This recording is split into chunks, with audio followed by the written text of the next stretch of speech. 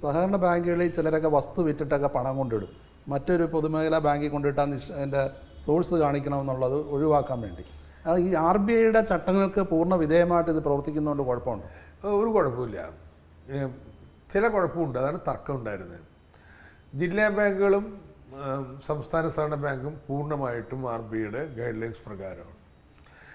നമ്മുടെ പ്രാഥമിക സഹകരണ സംഘങ്ങൾ വരുമ്പോൾ അവിടെ RBI ഇപ്പോൾ പറയുന്നത് കഴിഞ്ഞ 60 വർഷമായിട്ട് പറഞ്ഞുകൊണ്ടിരുന്ന കാര്യമല്ല.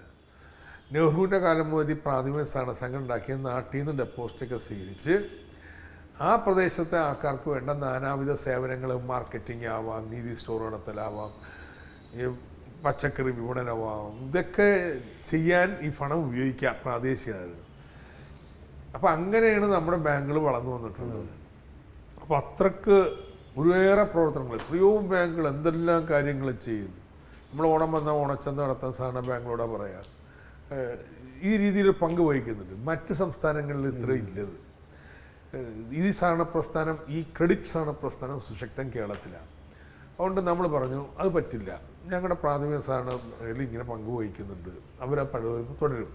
ഇത് BJPയും പറഞ്ഞിട്ടുണ്ട് മുമ്പ്, UDFും പറഞ്ഞിട്ടുണ്ട്, LDFും പറഞ്ഞിട്ടുണ്ട്. 2 സർക്കാരുകളും ഈ നിലപാടെടുത്തിട്ടുണ്ട്. അപ്പോൾ റിസർവ് ബാങ്ക് കുറച്ച് കഴിഞ്ഞ് പറഞ്ഞു അങ്ങനെയാണെങ്കിൽ നിങ്ങൾ ബാങ്ക് എന്നുള്ള വാക്ക് ഉപയോഗിക്കാൻ പാടില്ല. അത് പറഞ്ഞു അത് പറ്റത്തില്ല, ബാങ്ക് തന്നെ ഉപയോഗിക്കും. കാരണം ബാങ്കാണെങ്കിൽ നിങ്ങൾക്ക് നാട്ടിൽ നിന്ന് തന്നെ ഡെപ്പോസിറ്റ്, പക്ഷേ അംഗങ്ങളിൽ നിന്ന് പുറത്ത് ഡെപ്പോസിറ്റ് എടുക്കാൻ പറ്റത്തുള്ളൂ. അപ്പോൾ ഈ തർക്കം നടന്നുകൊണ്ടിരിക്കുകയാണ്. ഇപ്പോൾ കേരളം ഈ തർക്കത്തിൽ ശക്തമായ നിലപാട് സ്വീകരിച്ച് വിട്ടുവീഴ്ചയില്ലാതെ നിൽക്കുകയാണ്. അപ്പോൾ ഇവർക്ക് ഒരു വലിയ കണ്ണുകടിയായിരുന്നു. കാരണം വെച്ചാൽ നമ്മുടെ ഇത്ര സുശക്തമായൊരു മേഖലയായതുകൊണ്ട് ഏകപക്ഷീയമായിട്ട് നീങ്ങാൻ വയ്യ, ജനവികാരം ഉണ്ടാവും. ഇപ്പം ഇതെല്ലാവരും ഒന്ന് പരിഭ്രാന്തരായി നിൽക്കുകയാണല്ലോ, കള്ളപ്പണം മറ്റത് മറിച്ചതെന്നൊക്കെ പറഞ്ഞ്. അപ്പോൾ ഇത് തന്നെ അവസരമെന്ന് പറഞ്ഞ് നമ്മളങ്ങ് തകർക്കാന്നുള്ളതാണ്. അതിനെന്തായാലും വഴങ്ങാൻ പോകുന്നില്ല. ഇതിപ്പോൾ അതൊക്കെ സഹകാരികൾ തീരുമാനിക്കേണ്ടതാണ്. KYC നോംസ് യെസ് പൂർണ്ണമായിട്ടും. ഇനി അവിടെ ഇടുന്ന പണത്തിൻ്റെ സ്രോതസ്സും കാര്യങ്ങളും അറിയിക്കണം, യെസ്. അതിനും തയ്യാറാണ്. ഇൻകം ടാക്സിന് ചോദിച്ച കണക്ക് കൊടുക്കണം, അതൊക്കെ തയ്യാറ്. പക്ഷെ ഇപ്പോഴും ഞങ്ങൾ വേറൊന്നും ചെയ്യാവില്ല, പണമിടപാട് മാത്രമാണെന്നോ ആ നിബന്ധന ഞങ്ങൾ ഇപ്പോഴും അംഗീകരിച്ചിട്ടില്ല. മറ്റത് മുഖ്യമന്ത്രി തന്നെ പറഞ്ഞിട്ടുണ്ട്, അതിനൊന്നും നമുക്ക് തർക്കമില്ല. ഇതെന്താ പ്രശ്നം അറിയാം, KYC നോംസ് എന്ന് പറഞ്ഞാൽ കേൾക്കുമ്പോൾ മനുഷ്യനെന്തോ ഭയങ്കര സാധനം ഒന്നുമല്ലെന്ന്. ഈ ഇടപാടുകാരൻ വരുന്ന ആള് അയാൾക്ക് അയാളുടെ വരുമാന സ്രോതസ് എന്ത്, അയാൾ ആരാണ്, ഇതൊക്കെ ചോദിച്ചറിയണം. ഇങ്ങനെ നിബന്ധന വെക്കാൻ കാരണം എന്താ, നമ്മുടെ വാണിജ്യ ബാങ്കുകളിൽ ഇപ്പോൾ ഇവിടെ ഒരു ശാഖയുണ്ടെങ്കിൽ ആ ബ്രാഞ്ചിൽ മാനേജർ ഒന്നും ഇവിടത്തുകാരായിരിക്കില്ല, വേറെ വല്ലതും ട്രാൻസ്ഫർ അടിച്ചു. അതൊക്കെ ഇവിടുത്തെ ആരെക്കുറിച്ച് ആരും അതിനെക്കുറിച്ച് അറിയത്തില്ല, ഇവിടെ ജീവനക്കാരെ അറിയത്തുണ്ടാവില്ല. അപ്പം അതുകൊണ്ട് അവിടെ ഇടപാടിന് വരുന്ന ഓരോരുത്തരെയും കുറിച്ചും കൃത്യമായിട്ട് ചോദിച്ച് അറിഞ്ഞു വെക്കണമെന്ന്. നമ്മുടെ സഹകരണ പ്രസ്ഥാനം അങ്ങനെയല്ല. ഡയറക്ടർ ബോർഡ് മെമ്പേഴ്സൊക്കെ അവിടെ നാട്ടുകാരാ, അവിടെ ജീവനക്കാരും ആ നാട്ടുകാരാ, ഇടപാടുകാരും നാട്ടുകാരാ. അതുകൊണ്ട് ഇനി അവിടെ പോയിട്ട് താനെന്താ തന്നെ മെയിൻ പണി വരുമാനം എവിടെ നിന്നുണ്ടാണ് ഇവർക്ക് അറിയാം, അയാൾ അധ്യാപകനാണ്, കുറച്ച് പറമ്പുണ്ട്, അത്രേ ഉള്ളൂ എന്നുള്ള അറിയാം. അപ്പോൾ ഇത് അറിയാവുന്നതുകൊണ്ട് ഇത് അത്ര ഗൗരവത്തിലെടുത്തിട്ടില്ല ഈ KYC നോംസ് എന്ന് പറയുന്നത്. അല്ല ഇനിയിപ്പോൾ എഴുതി വെക്കണമെങ്കിൽ അതിനൊന്നും ബുദ്ധിമുട്ടില്ല, എഴുതി വെക്കാൻ എന്താ പ്രശ്നം. ഈ സംസ്ഥാനത്തിൻ്റെ കാർഷിക വളർച്ചയ്ക്കും വ്യവസായ വികസനത്തിനും കൂടുതൽ വിഭവ സമാഹരണം നടത്തുക എന്ന ലക്ഷ്യത്തോടെ അങ്ങ് മുന്നോട്ട് വെച്ച ആശയമാണ് സംസ്ഥാന ബാങ്ക് സഹകരണ മേഖല. അതിനി എന്താവും സംസ്ഥാന ബാങ്ക്? സംസ്ഥാന ബാങ്ക് ഇനിയും അതിനൊന്നും കേടുപറ്റിയിട്ടില്ല. കാരണം ജില്ലാ ബാങ്കും സംസ്ഥാന ബാങ്കും സംയോജിപ്പിച്ച് ഒറ്റ ബാങ്കായി തീർക്കുക. ഇപ്പം 2 തട്ട് സഹകരണ മേഖല, അങ്ങനത്തെ ഒരു സഹകരണ മേഖലയെക്കുറിച്ചാണ് നമ്മൾ വിഭാഗം. ഡിമോണിറ്റൈസേഷൻ അതിനെ ബാധിക്കുമോ? ഇല്ല, അതങ്ങനെ ബാധിക്കേണ്ട ആവശ്യമില്ല. ഇനി അങ്ങനെ സഹകരണ ബാങ്ക് വരുമ്പോൾ ഒറ്റയാക്കുമ്പോൾ അതിന് മുൻകൂർ അനുവാദങ്ങളൊക്കെ വേണം. അതൊക്കെ നമ്മൾ തയ്യാറാണ്, എല്ലാം ചെയ്യാൻ പറ്റും, ഇന്ത്യയിൽ നിയമവ്യവസ്ഥയുള്ളതല്ലേ. അപ്പം അതുകൊണ്ട് നബാർഡിൻ്റെയൊക്കെ മുൻ മേധാവി അടങ്ങുന്ന ഒരു സമിതിയെ വെച്ചിരിക്കുന്നത്. നബാർഡിനോട് ചോദിക്കുക, എന്താ നിങ്ങൾക്ക് ഒരു വിമർശനം, ഞങ്ങൾ എന്ത് മുൻകരുതലാണ് വേണ്ടത്. നിയമം മാറ്റുന്ന അവകാശമില്ലെന്ന് പറയാൻ പറ്റില്ല. ബാക്കി സംസ്ഥാനങ്ങളിൽ പലതിലും 2 തട്ടേ ഉള്ളൂ, അതുകൊണ്ട് ഇവിടെ 2 തട്ടാക്കും. പക്ഷേ അവരുടെ മുൻകൂർ അനുമതി മേടിക്കണം, റിസർവ് ബാങ്കിനോട് ചോദിക്കും ഇതിൽ ജാഗ്രത പുലർത്തേണ്ട എന്താ കാര്യം, അങ്ങനെ അവരുടെ അനുവാദം മേടിക്കണം. ഇവിടുത്തെ സഹകാരികളൊക്കെ സമ്മതിക്കണം. യഥാർത്ഥത്തിൽ ഇന്നുണ്ടായിരിക്കുന്ന പ്രതിസന്ധി ഇതിനെ കൂടുതൽ അനുകൂലമായിട്ടുള്ള സാഹചര്യം സൃഷ്ടിച്ചിരിക്കുകയാണ്. അതുപോലെ തന്നെ സംസ്ഥാനത്തിൻ്റെ വികസന ലക്ഷ്യമാക്കിയാണ് അങ്ങ് കിഫ്ബി എന്ന ആശയം കൊണ്ടുവന്നത്. അതിനെ ഇത് ബാധിക്കൂ? കിഫ്ബിക്ക് സത്യം പറഞ്ഞാൽ പറയണമല്ലോ കുറച്ചുകൂടി സഹായമായിട്ടുള്ളൂ. കാരണം വെച്ച് കഴിഞ്ഞാൽ ഒന്ന് ഫണ്ടിൻ്റെയൊക്കെ ഈ പലിശ ഇപ്പോൾ കുറച്ചെങ്കിലും കുറയും. രണ്ട്, ഇപ്പോൾ ഇഷ്ടംപോലെ പണം വായ്പയ്ക്ക് ലഭ്യമാണ്, എന്നാൽ ആരും എടുക്കുന്നില്ല, കാരണം നിക്ഷേപം നടത്താൻ ഉദ്ദേശിക്കുന്നില്ല. കിഫ്ബി സർക്കാർ മുൻഗണന നൽകുന്ന, സർക്കാരിന് ലാഭവും നഷ്ടവും നോക്കണ്ടല്ലോ, ഈ റോഡങ്ങ് പണിയല്ലേ. അപ്പോൾ മറ്റു മുതലാളിമാരങ്ങനെയല്ലേ, എന്ത് ചെയ്യുമ്പോഴും ഇനി അതിൽ നിന്ന് എന്ത് ലാഭം കിട്ടും നോക്കും. അപ്പോൾ ഇപ്പോൾ ട്രേഡൊക്കെ മോശം, കച്ചവടമൊക്കെ മോശമാണെങ്കിൽ മനസ്സും എടുക്കും, മാറി നിൽക്കും. സംസ്ഥാന സർക്കാർ അങ്ങനെ ചെടിക്കേണ്ട കാര്യമൊന്നുമില്ല. അതുകൊണ്ട് അടുത്ത ബഡ്ജറ്റും അനുപിന്നത്തെ ബഡ്ജറ്റിലൊക്കെ വലിയ പദ്ധതികൾ പ്രഖ്യാപിക്കും, നടപ്പാക്കാൻ പോവും. അപ്പോൾ കിഫ്ബിക്ക് വായ്പ എടുക്കാൻ, ബോണ്ടിറക്കി പണം സമാഹരിക്കാൻ എളുപ്പമായിരിക്കും കൂടുതൽ സാഹചര്യം. സംസ്ഥാനത്തെ ഈ പൊതുമേഖലാ സ്ഥാപനങ്ങളുടെയൊക്കെ നിക്ഷേപം അല്ലെങ്കിൽ അവരുടെ അക്കൗണ്ടൊക്കെ ഈ സഹകരണ ബാങ്കുകളിലേക്ക് മാറ്റാൻ ഉദ്ദേശിക്കുന്നുണ്ട്. ഇതെല്ലാം കഴിയുമ്പോൾ പ്രവർത്തനത്തിൻ്റെ സൗകര്യങ്ങളും കാര്യങ്ങളും പലതുമുണ്ട്. വാണിജ്യ ബാങ്കുകൾ സംസ്ഥാന സർക്കാർ സഹകരിക്കുന്നുണ്ട്. വാണിജ്യ ബാങ്കുകൾ നല്ല സംസ്ഥാന സർക്കാർ പലപ്പോഴും വായ്പ എടുക്കുകയൊക്കെ ചെയ്യുന്നത്. അപ്പം അങ്ങനെ ശത്രുതാപരമായ മനോഭാവവും കാര്യങ്ങളും ഇല്ല. അതേസമയത്ത് ഇപ്പോൾ സഹകരണ മേഖലയുടെ മേലൊരു റൺ ആൾക്കാരെല്ലാം ഡെപ്പോസിറ്റ് പരിഭ്രാന്തരായി പിൻവലിക്കുന്ന കാര്യം വന്നാൽ അവർ തകരാൻ അനുവദിക്കില്ല. വേണ്ടി വന്നാൽ ഇത് ഷിഫ്റ്റ് ചെയ്തിട്ട് അവർ സംരക്ഷിക്കും. ഇതാണ് നമ്മൾ പറയുന്നത്. അല്ലാതെ ഇപ്പോൾ വാണിജ്യ ബാങ്കുകളൊക്കെ സംസ്ഥാനത്തിൻ്റെ ശത്രുക്കൾ അവരുടെ പണം എല്ലാം എടുത്ത് ഇവിടെ കൊണ്ടുവിടും, അങ്ങനെയൊന്നുമില്ല. ജനങ്ങൾക്ക് നമ്മളൊരു ഉറപ്പ് നൽകുകയാണ്, നിങ്ങൾ പേടിക്കേണ്ട, നിങ്ങളുടെ ഡെപ്പോസിറ്റ് സുരക്ഷിതമാണ്, വേണ്ടി വന്നാൽ സംസ്ഥാന സർക്കാരിൻ്റെ പണം എല്ലാം ഇവിടെ നിക്ഷേപിച്ച് നിങ്ങൾക്കുള്ള പണം തിരിച്ചു തരും എന്ന് പറയുകയാണ് ചെയ്യുന്നത്. മനസ്സിലായി? അതിന് ഫലമുണ്ട്. ഈ പരിഭ്രാന്തിയൊക്കെ കുറഞ്ഞിട്ടുണ്ട്, ഞങ്ങളുടെ പണം നഷ്ടപ്പെട്ടു പോകുന്നു. മറ്റ് ബാങ്കിലുള്ള പോലെ തന്നെ പ്രശ്നങ്ങൾ ഇപ്പോൾ ജില്ലാ ബാങ്ക് വഴി ഈ പണമൊക്കെ ഉപയോഗിക്കാനുള്ള സന്ദർഭം ഉണ്ടാക്കി കൊടുക്കുകയാണ്. സോ ആ ഒരു സമീപനത്തിൻ്റെ ഭാഗമായിട്ട് പറയുന്നതാണ്, അല്ലാതെ വാണിജ്യ ബാങ്കുകളൊക്കെ കേരളത്തിന് ശത്രുക്കളാക്കി പ്രഖ്യാപിക്കുന്നില്ല. ഈ GST വിഷയത്തിൽ അങ്ങ് കൈക്കൊണ്ട പല നിലപാടുകളും ദേശീയ തലത്തിൽ തന്നെ ചർച്ച ചെയ്യപ്പെട്ടു. ഇപ്പോഴത്തെ ഈ പുതിയ സ്ഥിതിവിശേഷം, ഈ കേന്ദ്ര സംസ്ഥാന ബന്ധങ്ങളിലൊക്കെ ഉണ്ടായിട്ടുള്ള പ്രശ്നങ്ങൾ GSTയെ ബാധിക്കൂ? ബാധിക്കും കുറച്ചൊക്കെ. കാരണം വെച്ച് കഴിഞ്ഞാൽ പണ്ടാണെങ്കിൽ നമ്മളൊക്കെ ഒരു സമവായ ടോണിലല്ല വർത്തമാനം പറയും. എല്ലാവരും മന്ത്രിമാരാണ്, കേന്ദ്ര ധനമന്ത്രി വളരെ നല്ല മനുഷ്യനാണ്. അപ്പോൾ അതുകൊണ്ട് ഒരു സമവായത്തിൻ്റെ സ്വരത്തിൽ എല്ലാവരും തർക്കവും വിമർശനമൊക്കെ പറയുമ്പോഴൊരു പരിധിയുണ്ട്. പക്ഷെ ഇപ്പോഴത്തെ അന്തരീക്ഷത്തിൽ നമ്മൾ തകർത്തടിച്ച് വർത്തമാനം പറയും. മനസ്സിലായില്ലേ? അത് GSTയും ബാധിക്കും. കാരണം അന്തരീക്ഷം ആകെ മാറി. അന്തരീക്ഷം രാജ്യത്ത് സമവായത്തിൻ്റെ അന്തരീക്ഷത്തിൽ നിന്ന് കൺഫ്രണ്ടേഷൻ്റെ അന്തരീക്ഷത്തിലേക്ക് പോയി. GST നിയമം പാസ്സാക്കിയപ്പോൾ എല്ലാ പാർട്ടിയും കൈപൊക്കിയല്ലോ. CPM ഭേദഗതി കൊടുത്തെങ്കിലും CPM എതിർക്കാൻ പോയില്ല.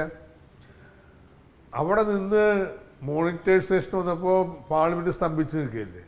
അപ്പോൾ സ്വാഭാവികമായിട്ട് ഇതിവിടെ പ്രതിഫലിക്കത്തില്ലേ. അപ്പോൾ അതിൻ്റെ ഫലമായിട്ട് GST നടപ്പാവില്ലെന്നല്ല ഞാൻ പറയുന്നത്. പക്ഷേ സുഗമമായ ഒരു നീക്കമല്ല. അതുകൊണ്ടാണ് ഇപ്പോൾ കഴിഞ്ഞ തവണ ഒരു വിട്ടുവീഴ്ചയ്ക്കും സംസ്ഥാനം തയ്യാറായില്ല. കേന്ദ്രം വേണമെങ്കിൽ മുടക്കുക എന്ന് പറഞ്ഞു. നമ്മളൊക്കെ എടുത്ത നിലപാടിനോട് വളരെ അനുകൂലമായിട്ട് ആൾക്കാർ വന്നു, ഒരുപാട് പേര്.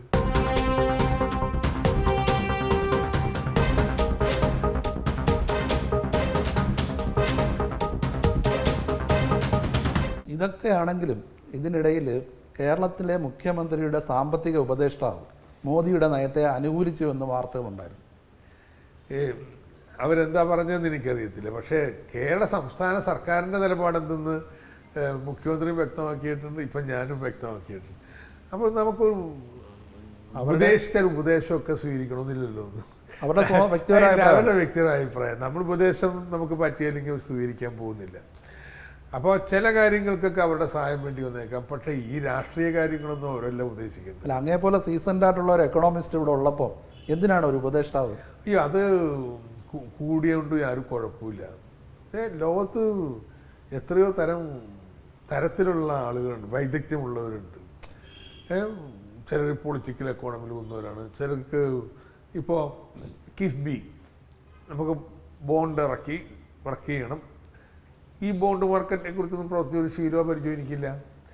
അതുകൊണ്ട് ഞാനും ഇരുന്ന് പഠിക്കണം, പഠിപ്പിക്കാനും ആളെ വിളിക്കുന്നുണ്ട്. നിങ്ങൾ കേട്ടത് മനസ്സിലാവില്ല. സെബിയുടെ മുന്നല്ല ഇപ്പോഴുള്ള മേധാവികൾ വന്ന് ബോണ്ട് മാർക്കറ്റിനെ കുറിച്ച് ക്ലാസ് എടുക്കുകയും ഞാനും ഒരു ദിവസം പോയിരുന്നു. അപ്പോൾ അതുകൊണ്ട് ഇങ്ങനെ സർവ്വജ്ഞാന വീടൊന്നും ആരും കയറിയിട്ടൊന്നുമില്ല. ഈ അടുത്ത സാമ്പത്തിക വർഷത്തെ ബഡ്ജറ്റ് എങ്ങനെ മുണ്ട് മുറുക്കും എടുക്കേണ്ടി വരുമോ? ഞാനിപ്പോൾ അത് അങ്ങനെ ഒരു ലൈനില്ല. അതാണ് കിഫ്ബി വന്നപ്പോൾ ഉണ്ടായ നേട്ടം. എന്ത് വന്നാലും നിക്ഷേപം കാര്യങ്ങൾ മുന്നോട്ട് കൊണ്ടുപോകും. പക്ഷെ വരുമാനം വർദ്ധിക്കാത്തതുകൊണ്ട് നമ്മുടെ ക്ഷേമ പ്രവർത്തനങ്ങളൊക്കെ ഇനി വിപുലീകരിക്കുന്നതിന് വലിയ ചോദ്യങ്ങൾ വരുന്നുണ്ട്. അപ്പം ഞാൻ ഇഷ്ടപ്പെടാൻ വരുമാനം കൂടുമെന്നുള്ള പ്രതീക്ഷയിൽ മുന്നോട്ട് പോകാനാണ്. വരുമാനം കൂട്ടാൻ വേണ്ടി ഐസക് മാജിക് എന്തെങ്കിലും ഉണ്ടാവും? ഇല്ല, അത് ചെയ്ത് കാണിക്കാന്നല്ലാതെ ബഡ്ജറ്റിൽ കാണിക്കേണ്ട കാര്യമില്ല. പക്ഷേ ഇപ്പോൾ ഞങ്ങളിപ്പോൾ എറണാകുളത്താണ് നമ്മുടെ നികുതിയുടെ പാതി വരുന്നത്. എന്ത് ചെയ്തിട്ടും നികുതി കൂടുന്നില്ല പുതിയ സർക്കാർ വന്നിട്ട്. അപ്പം അതുകൊണ്ട് ഞങ്ങളെല്ലാവരും കൂടി എന്നാൽ എറണാകുളത്ത് നിന്ന് തമ്പടിച്ച് നോക്കാമെന്ന് വെച്ചിരിക്കുക. ആരെയും പീഡിപ്പിക്കാനൊന്നുമല്ല, കൃത്യമായിട്ട് കണക്കുകൾ നോക്കാം, ചിട്ടയായിട്ട് നോക്കാം. ഓരോ ഉദ്യോഗസ്ഥരും ഒറ്റയ്ക്ക് ഇതിന് നോക്കുന്നതിന് പകരം സമാനമായ ഫയലുകളൊക്കെ ഒരുമിച്ച് കൊണ്ടുവന്നൊരു വർക്ക്ഷോപ്പിൽ വെച്ച് പരിശോധിക്കുക. ഇങ്ങനൊരു രീതി ഞങ്ങൾ ചെയ്തുകൊണ്ടിരിക്കുകയാണ്. ഇങ്ങനെയുള്ള പിന്നെ GST വരുമ്പോൾ നമുക്ക് വളരെ വളരെ ഗുണമായിരിക്കും.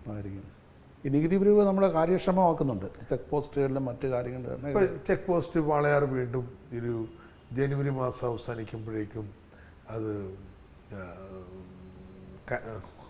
അഴിമതി രഹിതമായിട്ടുള്ള വാടാറിൻ്റെ പഴയ സ്ഥിതിയിലേക്ക് തിരിച്ചു പോകും. അങ്ങനെയൊക്കെയുള്ളതുണ്ട്. പക്ഷേ GSTയുടെ പ്രവർത്തനം വളരെ വ്യത്യസ്തമാണ്. GST ചിലപ്പോൾ ഏപ്രിൽ 1 ഉണ്ടാവില്ല, ചിലപ്പോൾ സെപ്റ്റംബർ പകുതിയാവും. അപ്പോൾ നമ്മളിപ്പോൾ ഏപ്രിൽ 1 മുതൽ GST എന്നും പറഞ്ഞ് മനപ്പായസം ഒന്നുമില്ല. നമുക്ക് നികുതി പിരിവ് 6 മാസമെങ്കിൽ 6 മാസം നടന്നേ പറ്റൂ. ഈ ധനകാര്യസ്ഥിതിയിൽ നിന്ന് മാറി അങ്ങ് CPM-ൻ്റെ ഒരു കേന്ദ്ര കമ്മിറ്റി അംഗമാണ്. അങ്ങ് കൂടി മന്ത്രിയായിരിക്കുന്ന ഇടതുപക്ഷം കേരളം ഭരിക്കുമ്പോഴാണ് കേരളത്തിൽ 2 മാവോയിസ്റ്റുകൾ പോലീസിനാൽ കൊല്ലപ്പെട്ടത്. എന്ത് പറയുന്നു? അത് പരിശോധിക്കേണ്ടത്. ഞാൻ ഏകപക്ഷീയമായിട്ട് നടന്നതിനെ സർക്കാരിനെ വിമർശിക്കാനും ചെയ്യാറില്ല. ചിലർ സർക്കാരാണോ ചെയ്തിരിക്കുന്നത് കൊലയായിരിക്കും എന്നുള്ള നിഗമനത്തിലെത്തുന്നവരുണ്ട്. അതേസമയത്ത് ഇപ്പുറത്തും ഉണ്ടാവുകയല്ലോ, അപ്പുറത്ത് അവർ സായുധരായിരുന്നു, കടന്നാക്രമിച്ചു. അവരുടെ പ്രഖ്യാപിത ലക്ഷ്യം തന്നെ സായുധമായിട്ട് അട്ടിമറിക്കാനായിരുന്നു. പക്ഷേ ഛത്തീസ്ഗഡിലും മറ്റ് മാവോയിസ്റ്റുകളെ കൊല്ലുന്നതിനെ CPM എതിർത്തിട്ടുണ്ട്. അത് കൊലയായിരുന്നു. അത് പിടിച്ചിട്ട് വെടിവെച്ച് കൊല്ലുന്നതായിരുന്നു. ഇതിവിടെയാണോ അല്ലയോ എന്നുള്ളത് പരിശോധിക്കേണ്ടതുണ്ട്. ആ പരിശോധനയിൽ പ്രാഥമികമായി തെളിഞ്ഞിട്ടുള്ള അല്ല എന്നുള്ളതാണ്. ആ സംഭവത്തിൻ്റെ ശരിയും തെറ്റും എന്തായാലും മാവോയിസ്റ്റുകളോടുള്ള CPM-ൻ്റെ സമീപനം CPI-യുമായി താരതമ്യപ്പെടുത്തുമ്പോൾ പൊതുവെ അത്ര പ്രതീക്ഷ അത് ശരിയാണ്. കാരണം അങ്ങനെ തന്നെയാണ് മാവോയിസ്റ്റുകളുടെ സമീപനവും. ഇന്ന് ഈ കഴിഞ്ഞ പാർലമെൻറ്റ് ഇലക്ഷന് ശേഷം എത്രയാണ് CPM-കാരെ ബംഗാളിൽ കൊല ചെയ്തിട്ടുള്ളത്. അവർ CPM-കാരെ ക്ലെൻസ് ചെയ്യുന്നു പല പ്രദേശങ്ങളിൽ നിന്ന്. കാരണം അവരുടെ ഒരു രാഷ്ട്രീയ കാഴ്ചപ്പാടതാണ്. രാഷ്ട്രീയ കാഴ്ചപ്പാടെന്നുണ്ടെങ്കിൽ ഇങ്ങനെ CPM പോലുള്ള സംഘടനകളെ തുരത്തിക്കൊണ്ട് മാത്രമേ അവരുടെ സ്വാധീനം വർദ്ധിപ്പിക്കാൻ പറ്റൂ. അതിനുള്ള മാർഗം ഈ ഭരണകൂടത്തെ നേരിടുന്ന പോലെ തന്നെ CPM-നെ നേരിടുക എന്നുള്ളതാണ്. അപ്പോൾ ഈ അനുഭവമുണ്ട്. ഇത്തരത്തിൽ നിരന്തരമായ അനുഭവം ബംഗാളിലും മറ്റും ഞങ്ങൾക്ക് നേരിടേണ്ടി വന്നുകൊണ്ട് ഞങ്ങൾക്ക് ആ സൗഹാർദ്ദപരമായ സമീപനമില്ല. CPI അങ്ങനെയല്ല. അടുത്ത ചോദ്യവും പാർട്ടി കേന്ദ്ര കമ്മിറ്റി അംഗം എന്നുള്ള നിലയിലാണ്. കേരളത്തിലെ രാഷ്ട്രീയ സാഹചര്യങ്ങളിൽ ഒരു പൊളിച്ചെഴുത്ത് വേണമെന്നുള്ളൊരു വാദം പല മേഖലകളിലുമുണ്ട്. CPM ലീഗുമായി സഹകരിച്ച് പ്രവർത്തിക്കാൻ തയ്യാറാകും? എന്താ? മുസ്ലിം ലീഗുമായി സഹകരിച്ച് പ്രവർത്തിക്കാൻ തയ്യാറാകും? ഒരു മുന്നണി ബന്ധത്തിൻ്റെ പ്രശ്നം ഉദിക്കുന്നില്ല. അത് ഞങ്ങൾ കണക്ക് നേരത്തെ തീർത്തതാണ്. ആ രാഷ്ട്രീയത്തിലൊരു മാറ്റവും വന്നിട്ടില്ല. എന്നാൽ കേരളത്തിലെ എല്ലാ രാഷ്ട്രീയ പാർട്ടികളും സഹകരിച്ചുമൊക്കെ കൊണ്ടും കൊടുത്തുമൊക്കെയാണ് പ്രവർത്തിക്കുന്നത്. അല്ലാതെ വിട്ടുവീഴ്ചയില്ലാത്ത യുദ്ധത്തിലൊന്നുമല്ല. അങ്ങനെയുള്ള കാര്യങ്ങളുണ്ടാവും. പക്ഷേ ഒരിക്കലും ഒരു രാഷ്ട്രീയ മുന്നണിയായിട്ട് ഒരു വർഗീയ കക്ഷിയുമായി കൂട്ടുചേരില്ല. കോൺഗ്രസ് ദുർബലമാകുന്നു, BJP ശക്തി പ്രാപിക്കുന്നു. ആ സാഹചര്യത്തിലാണ് ഞാൻ ചോദിക്കുന്നത്. അപ്പോൾ ആ സാഹചര്യത്തിൽ CPM തന്നെ ഈ BJPക്കെതിരായ ബദലും. എങ്ങനെയുണ്ട് ഈ സർക്കാരിൻ്റെ 6 മാസം പിന്നിടുമ്പോഴുള്ള? നല്ല കാര്യം, നല്ല തുടക്കമാണ്. 6 മാസമല്ലേ പിന്നിട്ടുള്ളൂ. ഇപ്പോൾ നിക്ഷേപങ്ങൾ വർദ്ധിപ്പിക്കുന്നതിന് കിഫ്ബി അത് കൃത്യമായിട്ട് നമ്മൾ സെറ്റപ്പ് ചെയ്തു. ക്ഷേമ പ്രവർത്തനങ്ങൾ ഓണക്കാലത്തെ പെൻഷൻ വിതരണം മാത്രം എടുത്താൽ മതിയല്ലോ. സ്കൂളിലും ആശുപത്രിയുടെയും ഗുണനിലവാരത്തിന് വേണ്ടി വലിയൊരു നീക്കം തുടങ്ങിക്കഴിഞ്ഞ പ്രസ്ഥാനം. പിന്നെ വൃത്തിയാക്കുന്നതിനൊക്കെ വേണ്ടിയുള്ള ഹരിത കേരള പദ്ധതി ആരംഭിച്ചിരിക്കുന്നു. ഈ വികേന്ദ്രീകരണ മാലിന്യ സംസ്കരണം എന്നുള്ള അങ്ങയുടെ കോൺസെപ്റ്റാണോ ഇനി യാഥാർത്ഥ്യം? അതെ. ഈ ഹരിത കേരളത്തിൽ ഉറവിട മാലിന്യ സംസ്കരണത്തിനാണ് ആശ്രയിച്ചാണ് നടത്താൻ പോകുന്നത്. അപ്പോൾ അതുകൊണ്ട് അത് പ്രസ്ഥാനമായിട്ട് സംഘടിപ്പിക്കുന്നത്. വലിയൊരു പ്ലാന്റ് സ്ഥാപിച്ച് അവിടെ എല്ലാം കാര്യം ചെയ്യണമെങ്കിൽ പ്രസ്ഥാനത്തിൻ്റെ ഒന്നും ആവശ്യമില്ല. ടെൻഡർ വിളിച്ചു കൊടുത്തൊരു വലിയ പ്ലാൻ ഉണ്ടാക്കി വെച്ചാൽ മതി, ജനങ്ങൾ സമ്മതിക്കുമെങ്കിൽ. അപ്പോൾ ഇത് സമീപനം ഉറവിട മാലിന്യ സംസ്കരണം തന്നെയാണ്. അപ്പോൾ കേരളത്തിൻ്റെ ധനകാര്യ പ്രതിസന്ധിയൊക്കെ മാറട്ടെ, അതിനുവേണ്ടിയുള്ള എല്ലാ പ്രവർത്തനങ്ങൾക്കും എല്ലാ ആശംസകളും.